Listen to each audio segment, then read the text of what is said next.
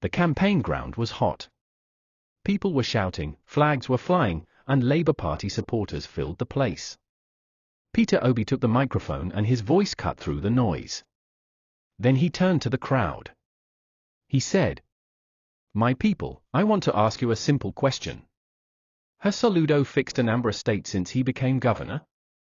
Has he changed anything big? Has he done what he promised you?" The crowd shouted, "No." The moment was heavy. Peter Obi paused for a second and let the sound of the crowd sink in. He raised his hand to calm them down, then leaned forward again to speak. "When I was governor of Anambra State, I did not make excuses. I worked with what I had. I showed you all that good governance is possible. I left money in the treasury. I paid salaries. I fixed schools and hospitals. I made sure Anambra was respected across Nigeria." That is the difference between talkers and doers. The people clapped loudly, and Obi's voice became sharper. "Now ask yourself again, has Soludo delivered? Has he solved the insecurity in this state? Has he made your roads better? Has he built new hospitals? Has he created new jobs? The answer is clear. He has not. And now, he is standing before you asking for another 4 years. My brothers and sisters, I ask you, another 4 years to do what? Another 4 years of failure? Another 4 years of excuses?" The crowd answered again with anger, "No more." Obi's face tightened. His tone turned serious. "Listen carefully. If someone cannot fix your state in his first term, he will not change in another term. Leadership is not about repeating promises. Leadership is about action. Leadership is about results. Leadership is about leaving a place better than you met it. Soludo has not done that. He has wasted his time and wasted your time. He does not deserve another chance." He moved a little closer to the front of the stage and spoke slowly, as if he wanted every single person to hear each word clearly. "Anambra is our pride. Anambra is the home of great men and women. It is the heart of commerce. It is the light of the southeast. But look at it today. Look at our roads. Look at our schools. Look at the condition of our healthcare. Look at the state of our villages. Is this the kind of Anambra you want for your children? Is this the kind of Anambra you want to hand over to the next generation?" The people shouted again, "No." Obi lifted his voice, almost shouting back at them. "Then why reward failure? Why reward someone who has wasted his opportunity? This is why I am telling you today, do not waste your votes on Soludo. Do not give him another 4 years of your lives. Do not allow him to continue this same story of excuses." The air became more charged. The people began chanting his name. Some clapped rhythmically, others shouted Labour Party slogans. Obi raised his hand again to calm them down.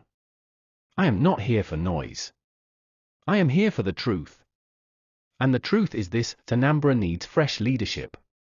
Anambra needs people who are serious about progress. Anambra needs people who will not hide behind excuses. Anambra needs a party that puts the people first." His eye swept across the crowd, and his tone dropped lower, almost like he was speaking directly to each individual. "You gave me the chance to serve you before, and I did not fail you. I gave you accountability. I gave you transparency. I gave you development. Today, I am telling you, give Labour Party the same chance. Give our candidates the opportunity to prove themselves. Let them show you what new leadership looks like."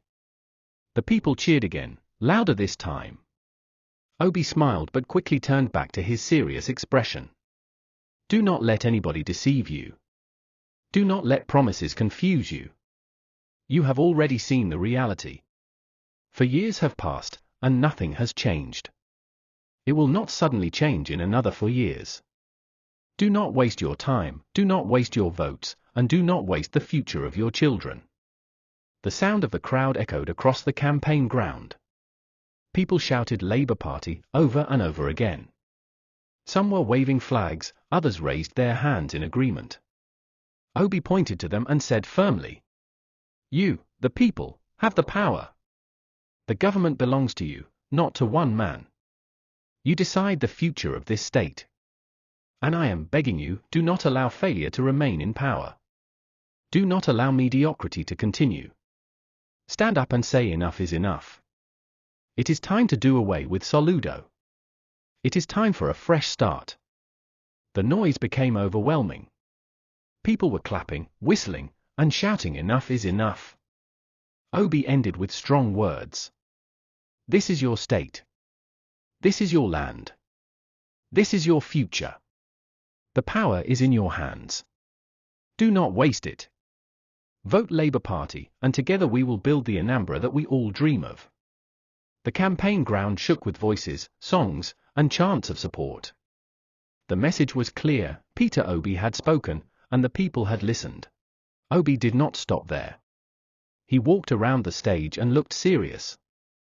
He said, Anambra is too important to be left in the hands of leaders who don't care. You cannot be governor and be giving excuses every day. You cannot be governor and be busy with politics while the people suffer. We need a new way. The crowd became quiet, waiting for his next words. Obi pointed at the ground as if marking the seriousness of his statement. Every day, our people hustle to feed their families. Every day, traders struggle in the markets. Young men and women are roaming around without jobs.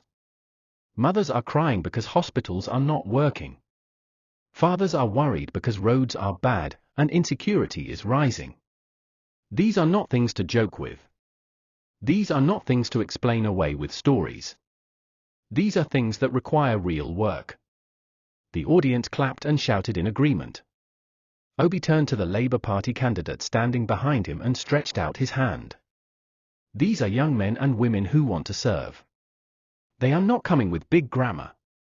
They are not coming with excuses. They are coming with plans. They are coming with sincerity. They are coming with the hunger to change this state.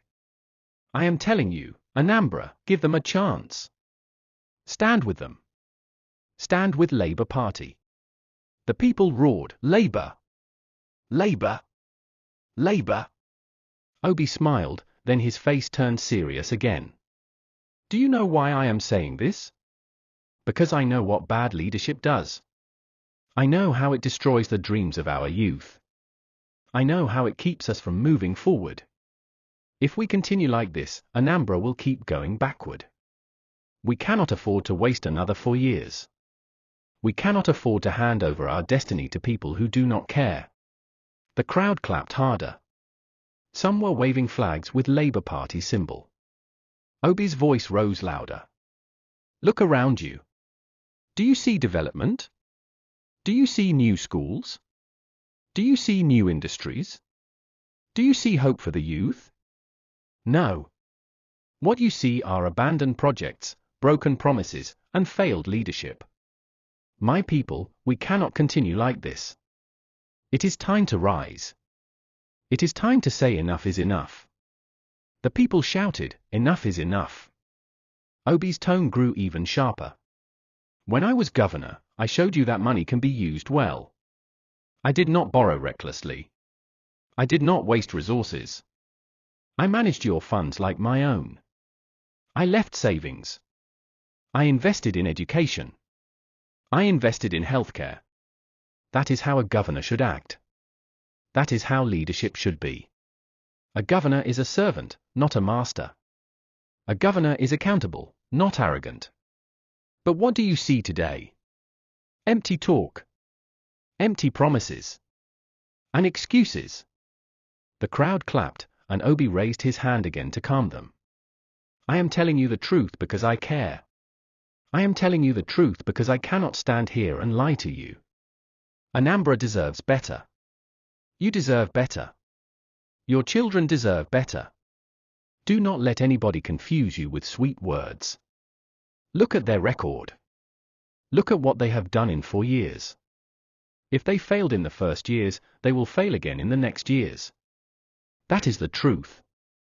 He turned back to the Labour Party candidate and lifted one of his hand in the air. This is the team you can trust. He's not perfect, but he's ready to serve. He's ready to work. He's ready to sacrifice. He's ready to build the Anambra of our dreams. But he cannot do it without you. He needs your support. He needs your votes. He needs your courage to say no to failure and yes to progress. The crowd screamed with excitement. Some were singing Labour Party songs. The energy was boiling. Obi continued with passion. You cannot waste your votes this time. This election is too important. It is not about party. It is not about tribe. It is not about religion. It is about who can deliver. It is about who can change things. It is about who can save the future of Anambra. That is why I am telling you, Labour Party is the answer. The chants grew louder, LP. LP? LP? Obi shook his head and said, do not let them deceive you with small money.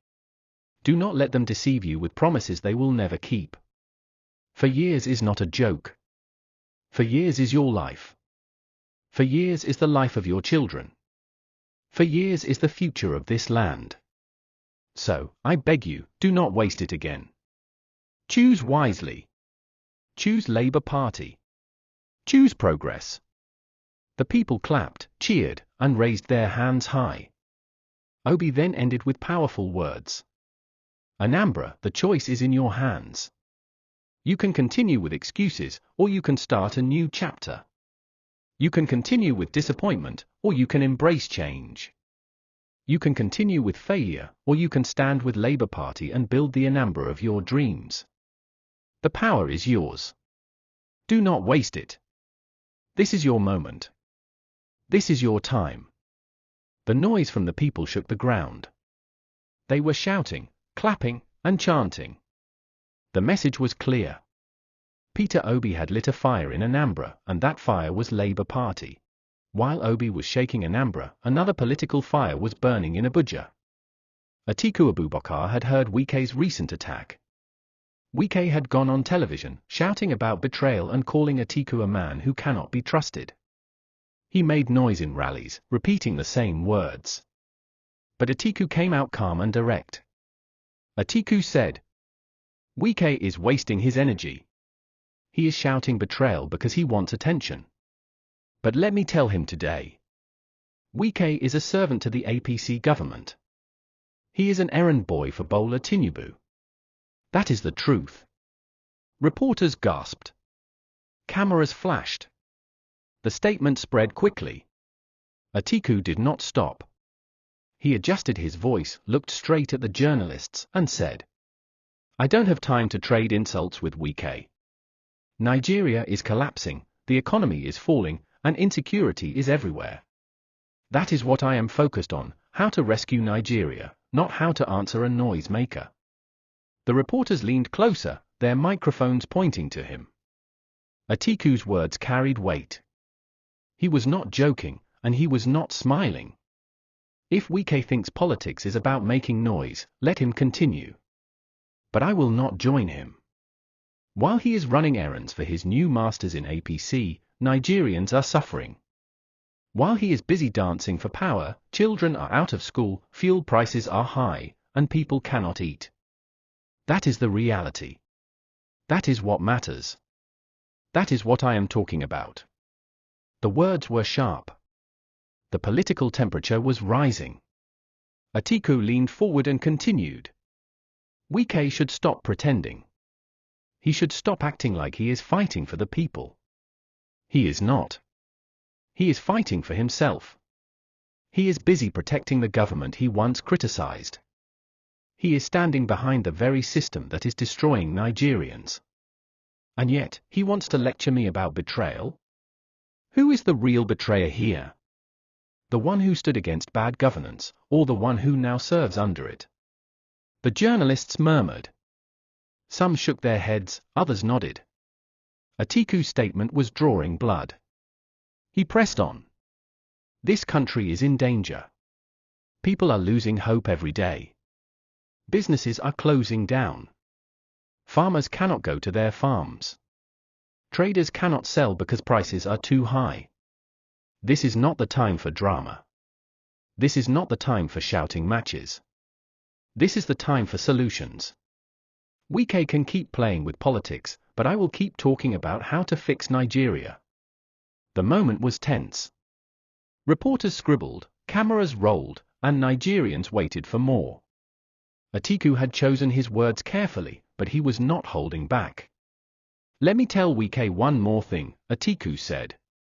Power is temporary. Position is temporary. But truth is permanent.